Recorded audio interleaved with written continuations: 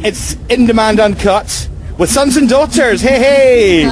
I've just realised you're the first Scottish band that I've actually interviewed for the show, even though a lot of the music that I'm playing on the show is Scottish, and there's a lot of Scottish bands playing. What does Rockness mean to Sons and Daughters, Scott? Well, we've never played it before. Good times. Good times, yeah. We played Belladrum before, and that was a fantastic gig actually. We've always had good ones up in Inverness, haven't we? So yeah, we're just really looking forward to it. And we're in a tent, so in fact it's rainy. That's kind of good, and you know. We were told it was going to be absolutely a mud bath, though. Yeah, that's what I got told the other day. So quite glad it's not. Would you generally, if you weren't playing at a festival, go along as fans and see bands? No. I was going to say yes. It just depends. Like, cause I've heard that, was it Latitude and stuff? Yeah. I've heard some festivals are beautiful, so maybe, yeah. But only if I hadn't been doing festivals for like a month before it or so. You know, if I hadn't been to a festival for a while, maybe. But I don't camp. That's the thing. If I had a hotel, I'd do it. Now, when you do a festival, do you have to gear up your set differently, because it possibly won't just be your audience, but it's a chance to win over other people? You have a new album out on Monday, so what's the mix in terms of the tracks that you'll be playing? Loads of new stuff.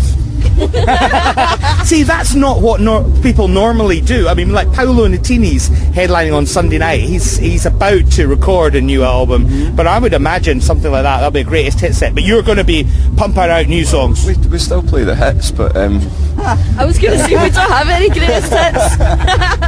But yeah, I mean, I think a lot of our new stuff is actually suited to this kind of environment anyway.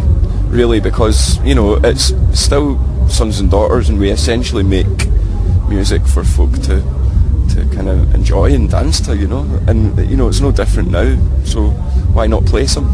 I think it's sort of the highly infectious sort of music that is just ideal for festivals. What are your own personal favourite festival moments ever? If you've each got one. Now we'll start with Scott. By the time I get to David, he's got the easiest one, because he could just think or just say, oh, same as the others. I don't even remember. There's so many. You got one? You go, Ellie. Then I can't remember. The first festival I ever went to was, I would think I was 18. I went to Phoenix Festival. Remember that? Yeah. And it was the last one, because obviously it's not going anymore, and it was because it was so quiet. But as a punter and a naive punter, I thought this was just really nice. And David Bowie was playing, and I got right up to the front, because you could just walk right up to the front, and that was like my first experience of camping at a festival, and so David Bowie, I thought it was great. Whoa. So yeah. Mine is Metallica, 2008 at Pukkelpop Festival. It was unbelievable. I'd never seen them before. I hadn't even really been a fan, but it absolutely blew my mind. Best band I've ever seen at a festival. I'm quite ashamed to admit that, but it was unbelievable. Like fireworks, you know, pyrotechnics, everything. It was great. I think my favourite show that I've seen is Page and Plant at Reading. You're all into your rock music, aren't you? Hell yeah. I was expecting them to just play kind of Page and Plant stuff, but they just played, it was like Led Zeppelin from start to finish. Wow. It was amazing. Wow. Really good. And I met a guy from Denny in the front row, like we fought to the front row, and I was standing next to this guy, and he was like, I recognise your accent, mate, where are you fae? And I was like, Falkirk, and he went, I'm fae Denny. Yes! Scott, you're not getting out of this. What's your favourite festival moment? Well, I mean, the first one I ever went to was the very first Tea in the Park, and I remember it was Rage Against the Machine were headlining. Were you at that, Ailey?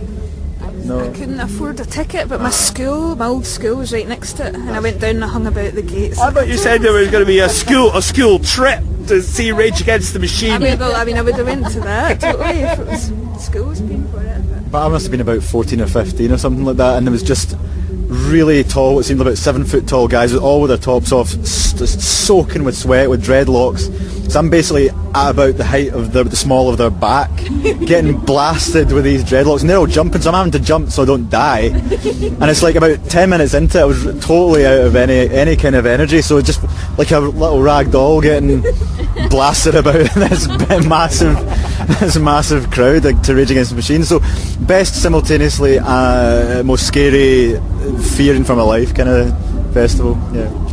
Is this a flying visit to Rockness for sons and daughters, or do you get to check out bands and hang around or whatever, or do you just come and play your set? Yeah, we're pretty much shipping out after tonight, which is a shame because, you know, we'd like to hang about, but needs must. And the new album's out Monday. Plug for that, I suppose. Yep, Mirror Mirror, out Monday on Domino Records. All fine shops, LP, CD and digital.